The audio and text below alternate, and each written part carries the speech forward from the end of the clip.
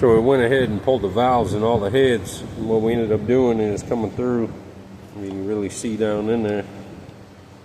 But the oil drain bags, what we went in there and did is smooth that out, smooth the chamfer out on the hole.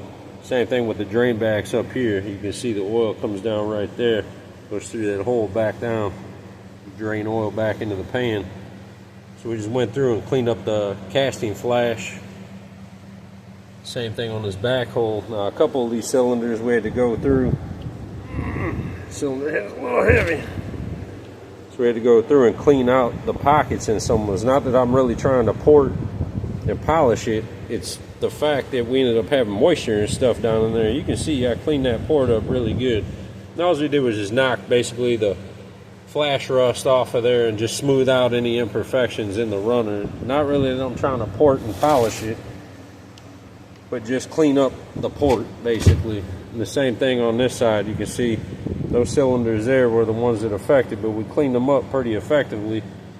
You can see down in there, I didn't really mess with the exhaust side. The exhaust side isn't that bad, but on the intakes, that's where we really had the problem. I mean, I didn't get 100% of it all, but you can see I got 98% of it. Now some of that down in there is the way the casting is made.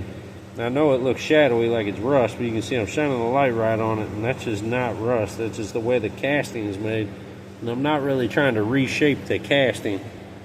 Like I said, I just went in there on a couple of the ones that were messed up, cleaned them up, and went from there. So the next step is now what we're going to do is degrease these and potentially go back through with a carbide roll, through sandpaper rolls, and just smooth up a little bit in some cylinders that may need some of the carbon pulled out of them, like this one here.